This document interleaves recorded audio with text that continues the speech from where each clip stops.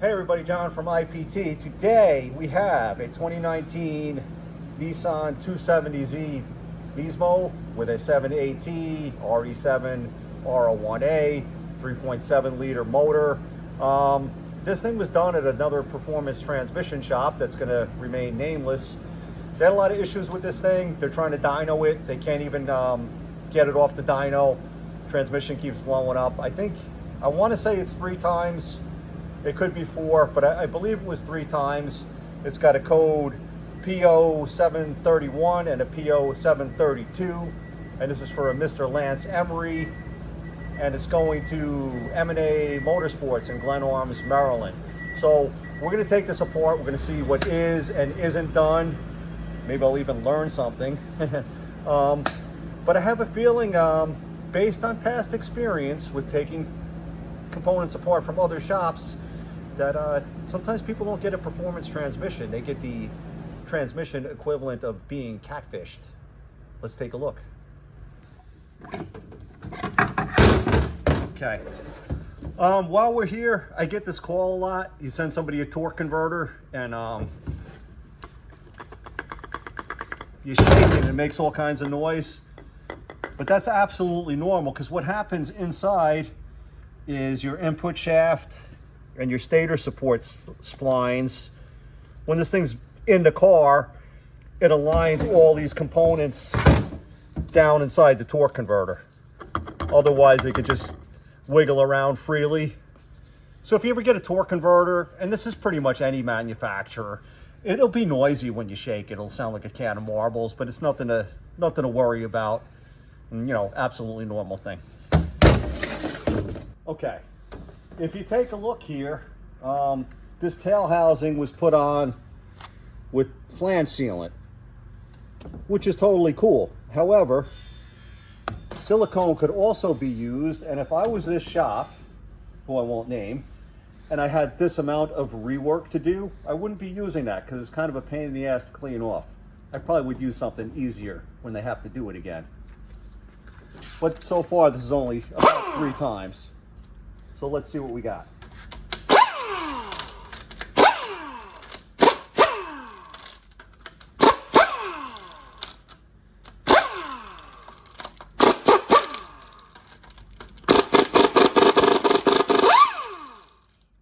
That nice berry smell from the flange sealant when you take the bolts.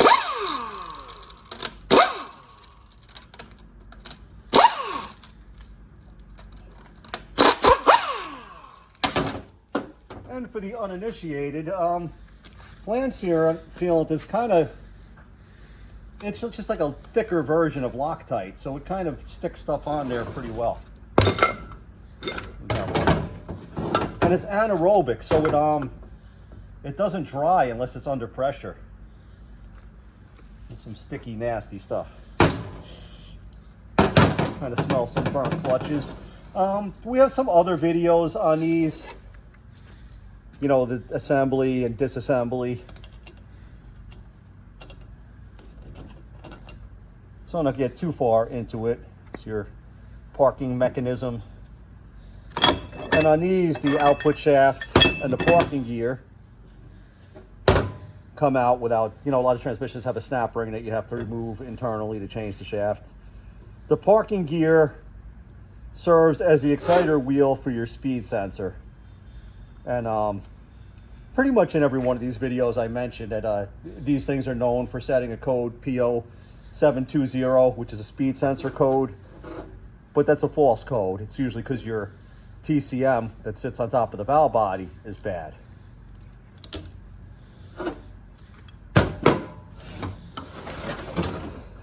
Next step is we always have to take this clip off. All right, this holds your internal wiring harness from pushing into the case.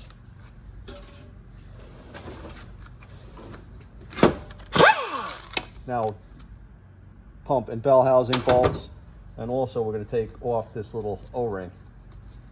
Okay, that's your lockup O-ring. Then they're subject to a lot of heat. They tend to get hard and get flat.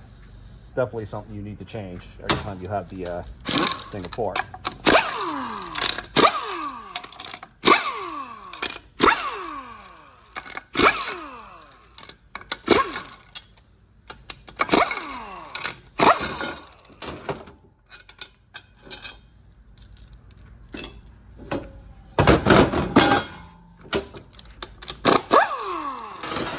So now there's silicone on these pump bolts, and that's kind of what you need to do on these.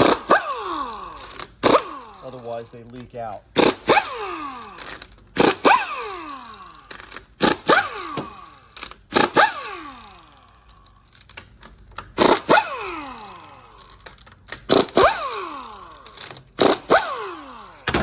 Okay, so the idea is we get all the bolts of one size out at the same time.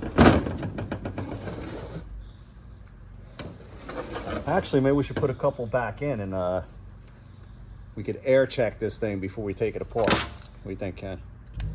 Sounds like it's a good idea. See if we have hydraulic integrity or not.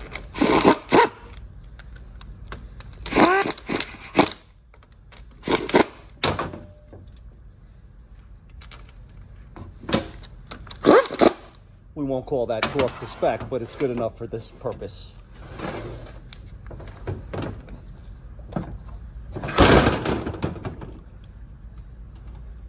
Okay, the fluid looks pretty clean.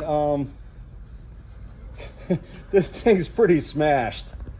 So I don't know if that happened in transit or some guys like to put a transmission jack in the middle of this thing and jack it up and they squash the thing. But this looks more like it bounced around on a pallet on the way here. Stay tuned.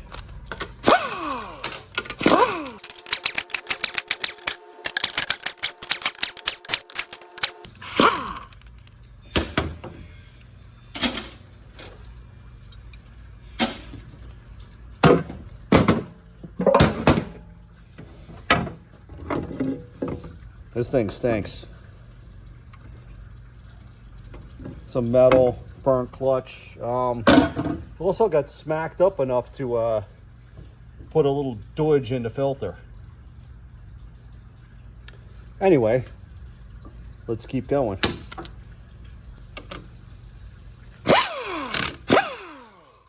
So this is a special bolt. It's got a shoulder on it, and this hole is a little bit smaller than the rest of them. So its purpose is to align the valve body perfectly in the case. All right.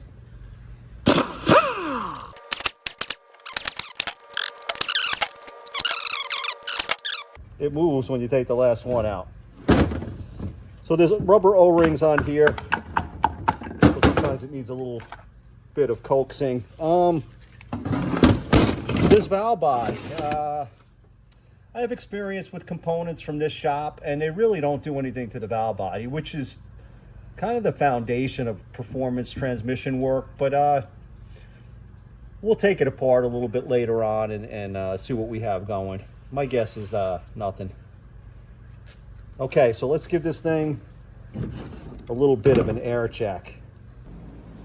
All right, this just real quick is your apply holes, and I'm going to get a better picture of that and put it on a B-roll, but I just wanted this in my hand while I'm doing it. You want to be careful because you can make a mess doing this. So you want to be a little bit gentle. So this is your 2, 3, 4, 6 brake. Wow, that air checks pretty well. So we definitely have hydraulic integrity there. This is lube. This is your front brake, which that's pretty perfect. Input clutch. I mean, this thing is definitely sealed up pretty well.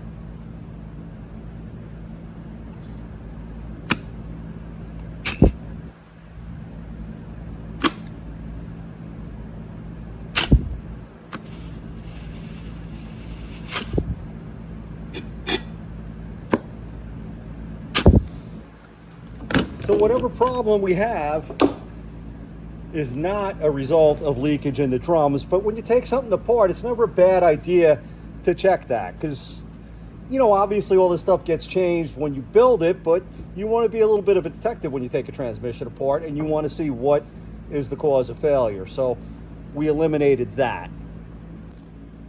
So back to our regularly scheduled programming.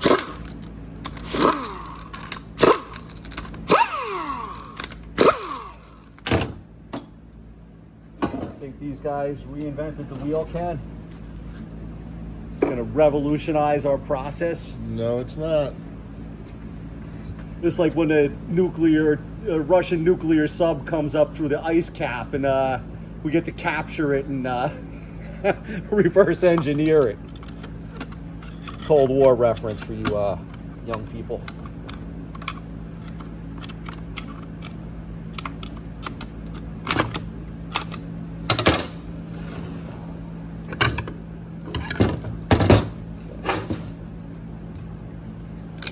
It's just tough if guys do a transmission here and there. You really never get that good at it. That's why they call it a specialty. We'll take a look at the pump later. Just judging by the metal in the pan, you know, the pump is going to be good. If a pump goes bad, it turns into a machine shop. So these 246 clutches look pretty good. What brand do these look like? Those are OEM? could be OEM or the high energy Rebestis. So far, so good. But also, worth noting, we've got 4 clutches in here. When IPT does these, we go back in with 5 or 6, depending on what we could get in. And that's through machine work and having different size components made.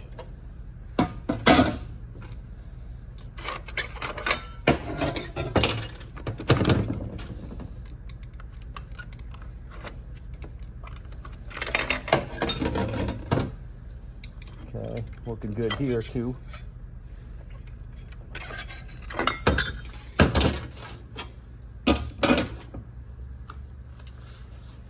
Now down in here we have a one-way clutch, so that's going to allow this to turn in one direction and it locks in the other.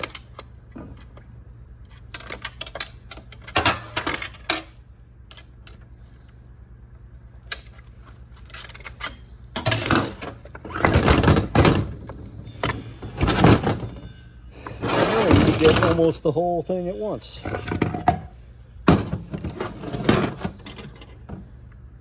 Wow, 5 clutches. That's OEM. What do you get? 7, 8? 7 to 8.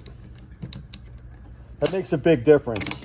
I'm going to go through all that too before we go back together. Those look to be in good shape. Maybe we won't find anything wrong.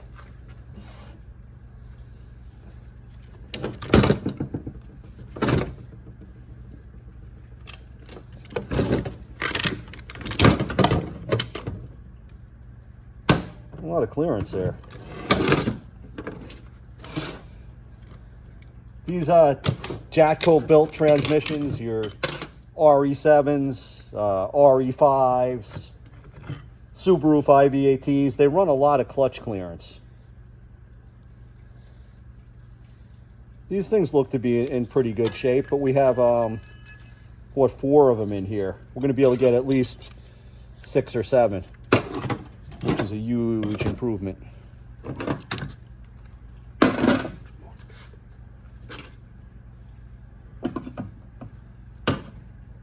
Put an X here because then we know that that faces forward. Oh, this is either burnt now or it was previously burnt. You see how this is brown there? That doesn't make it a bad. Oh. Gonna say, doesn't make this a bad part, but to be sure the clutches are burnt. Let me get down to these, but they're clearly FUKT.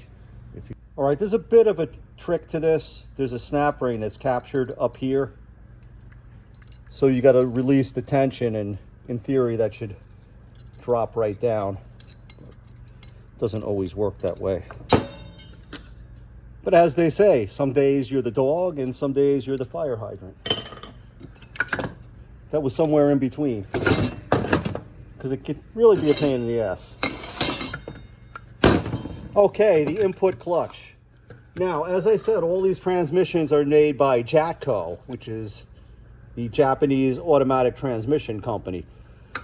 And on any of these, they're all kind of similar in design. Your 5EAT Subaru RE5, R01A, RE5, R05A, RE7 R01A, RE7 R05A. They all have this input clutch. And right back to the first Subaru I ever took apart, which was probably in 2007, the car was asymptomatic. The guy just wanted an upgrade. But sure enough, I took it apart and these clutches were starting to burn. They're definitely a weak link in these transmissions. So when we build them, we get a couple extra clutches in, which wasn't done here. We have 1, 2, 3, 4, 5, 6. Not so good. Could usually get 7 or 8 in here, which helps. But as you can see, these are all stock clutch packs. So if you want to do a performance transmission, you have to depart from a stock transmission. Otherwise, you don't have a performance transmission. So it begs the question, what are these other guys doing out there? You know, you're paying for performance, but you're getting stock. And granted, I didn't open the valve body yet. I don't know what was done or not done. I kind of could guess based on previous valve bodies I've taken apart from this same company. But as far as the transmission, we do not have a performance transmission. And if you have more power than stock and you're doing a performance transmission to handle that power, it stands to reason if you don't do anything to improve that transmission, it's not going to be any better than it was stock. So basically, people are paying for nothing. I mean, with other shops. We do some stuff, and I'm going to go through it. I mean, we're pretty transparent. We show the stuff that we do to make things better. All right, now we're going to see if anything's done with this valve body. I'm not going to bore you with checking every spring, but I'm going to kind of show you how you can see if a spring is OEM or not. Okay, so it's a question of measuring wire diameter, the number of coils, the overall height, and then finally we weigh it. So you're going to pick an installed height and check it and see how much force it exerts on a scale. So let me show you how we do this. Sorry if this is upside down, but okay, we're going to measure this. This is 923 thousandths overall height. Okay, we count the coils: 1, 2, 3, 4, 5, 6, 7, 8, 9, 10, and then we're going to measure the actual diameter of the wire, which is 350.